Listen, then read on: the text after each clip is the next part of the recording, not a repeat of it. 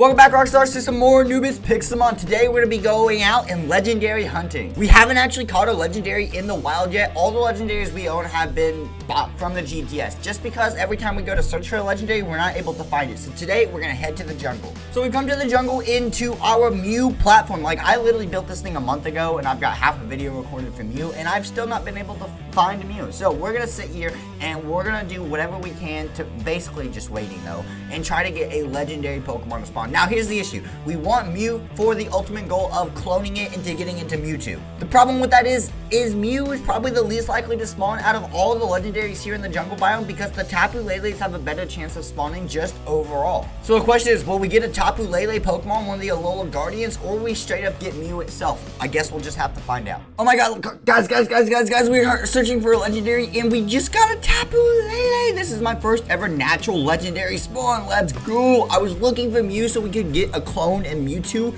but this, you know, I'm completely okay with this. You know, I am not gonna complain at all. We get our first natural spawning legendary. Every other legendary we've paid for. I am so happy. Look at this. There we go. Master Ball at, and there we go. We officially got Tapu Lele. Yes, that's so exciting. Let's check out its stats, see if it's any useful at all. All right, so Tapu Lele comes in at level 60, which is really interesting because that's just such a weird level. I'm used to it being like 50 or 70 for a legendary. Okay, so I actually know almost nothing about the Alola legendaries. Like, I know the typings for the most part, and that's about it. I have no idea what the abilities or anything are. So, Psychic Surge turns the ground into a Psychic Terrain when the Pokemon enters a battle. So wait, you just naturally get Psychic Terrain move used automatically? That's the ability? That's insanely overpowered. What?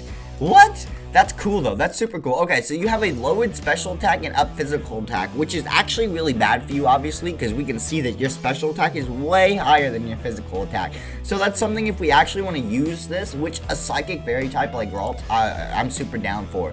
So Nature's Madness, Moonblast, Draining Kiss, and Confusion. Not the world's most amazing moveset, but overall still not that bad. That's actually so exciting. Alright, so let's actually go ahead and do /IVs one here. So you're rocking with 31 special attack, 31 HP, 31 attack. Oh my god, you have 72% IVs, bro. You're only missing your speed, special defense, and defense. That's absolutely insane. And even then, your speed's still at least 18, which is, you know, over half of the possible IV. So that's absolutely insane. Holy, so we just got ourselves a wow, I mean, do we train this thing? Like, I really kind of want to train this thing and create the world's most powerful Tapu Lele. Alright, first of all, I'm going to check how. It's going to be, I think, 300-ish tokens to change the nature of Tapu Lele, but I really need to make sure. I only have 94-ish tokens. Nature.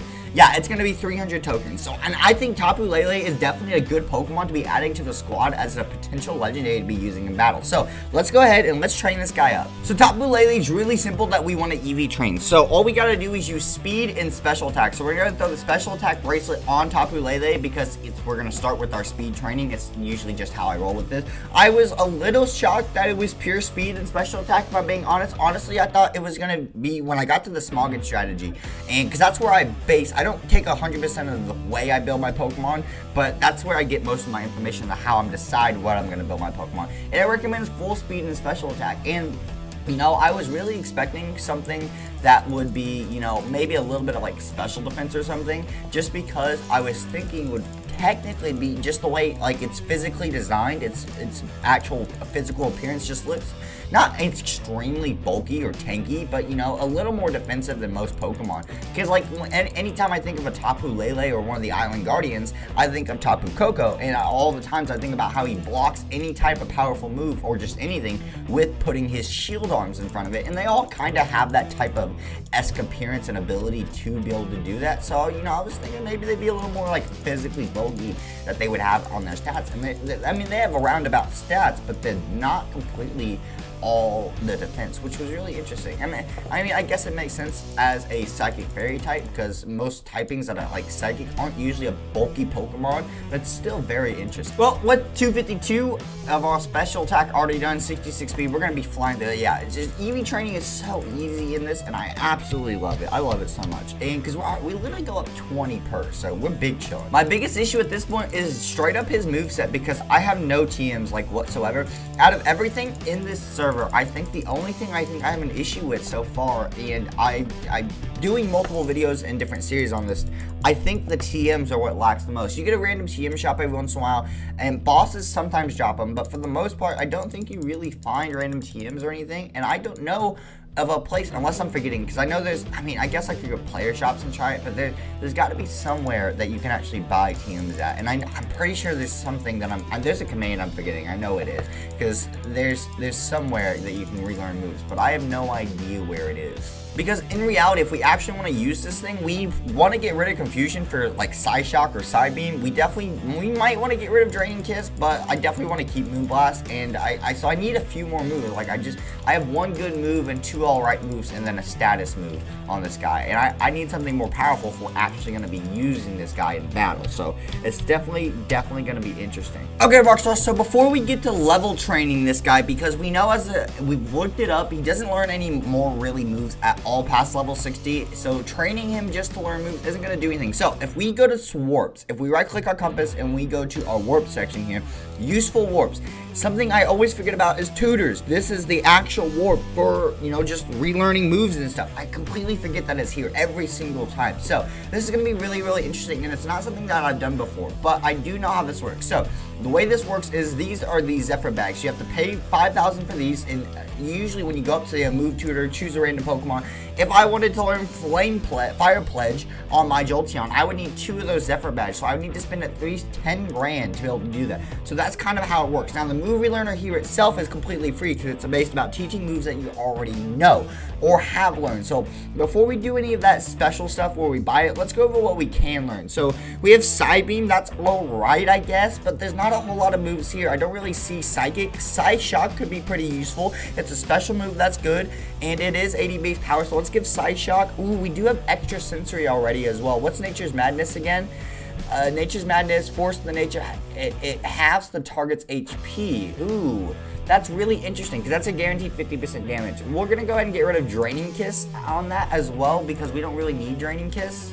Now that we've got Tapu Lele to level 100, we're bringing it and our team to take on the ground type gym because I want to see how powerful this guy really is. Now, obviously, it's not perfect. The IV stats aren't perfect, and the nature really hurts us. But for the most part, we should be good. With level 100, we've got choice specs on him, so I'm going to see how this goes. We're going to lead off with Lucario here.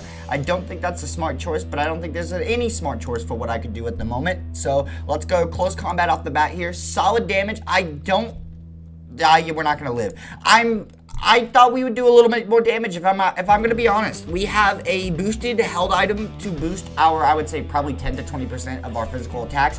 It's stab super effective against Hippowdon. I know Hippowdon has incredible defense, but 70% HP left is still interesting. Let's bring in Venusaur here and let's go straight up and let's go ahead and Mega just so I can get it off the bat and Petal Blizzard. And I'm hoping that will be enough to take down this Hippowdon. And it's weird because I don't want to use my Mega so early on, but I feel like if I don't, it's not going to work out for us because we've tried using Megas later in this battle and it's just hurt us. There we go. We get the free switching. And I'll take free damage. I will take free damage. So Poison Ground versus Poison Grass. In reality, we have a massive advantage over Nidoking. We really do. So let's keep up the Petal Blizzard. The Flamethrower hurts a lot, but we know we can live that. So we're going to Synthesis or not Synthesis up. Okay, he used Earth Power to finish us off. I was going to Synthesis and then set up Leech Seed, but I guess that's no longer an actual thing. So we're going to send out Vaporeon here and go Muddy Water. And they switched out to Gastrodon. Of course they switched out to Gastrodon. I hate this. If they didn't have this Pokemon right here, if they didn't have Gastrodon, I would be fine. But I can't deal with this thing no matter what I do sometimes. Sylveon, switch in. You're going to take some hits. Yep, Poison. That sucks. Moonblast. Let's go.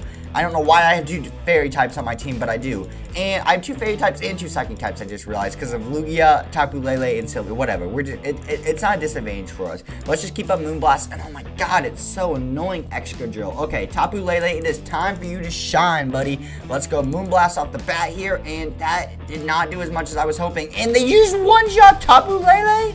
You just one-shot a legendary Pokemon with what?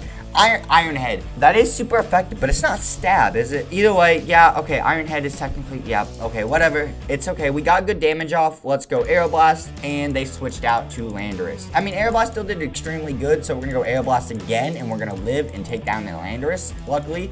This is what scares me. Nidoking, though. Let's go. We should outspeed, right? So Extra Sensory should just finish him off. Yeah, easy peasy. Okay, Extra Drill, we should outspeed, so Aeroblast finishes him off, right? Yes, there we go. Okay, now, Hippowdon can't hit us with any ground type moves, so we're going to hit Recover so we can heal, because I don't think he can do much damage to us. Now, we're going to go ahead and set up Future Sight to make sure even if we die, we can get a hit on somebody.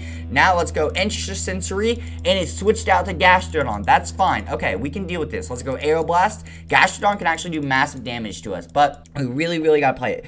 Future Sight already landed, which sucks, so let's set up another one here. Perfect. Then we're also going to go Aeroblast here, and it's just, this Gastrodon is such an annoyance. Okay, Recover. There we go. Let's keep it up. Okay, let's go ahead and go Extra Sensory next then. Boom, keep that going. See, even with the Future Sight, it's just I can't get an attack in, and I only have Vaporeon left, so this is all I got. So let's set up Future Sight again. Oh, not the poison. Okay, Extra Sensory. I don't know. Extra Sensory does about 20%. Aeroblast does, I think, more. I think Aeroblast does more. Yeah, Aeroblast does more. But we're almost out of Aeroblast as well, which is really, really concerning. And we don't have any, I don't know what we're going to do here. I can't take down this Gastrodon. Like, it's lived quad stab grass moves. Like, I don't even know what to do at this point. Ice Beam, Aurora Beam, I mean, we could get a freeze, but I don't think Aurora Beam even has that secondary effect, has a possibility, because it's like a secondary ice move. Like, it does damage and it's ice type, but it's not very powerful, so it's really interesting. We're going to sit here and we're just going to lose. Maybe Tapu Lele wasn't as strong as we thought. Maybe it's just one of those mythical legendary Pokemons that just aren't meant for battle. But let me know what you guys down in the comments down below. Should we keep using Tapu Lele, or should we find something else to do with it? I'll see you guys all next time, Rockstars, and peace.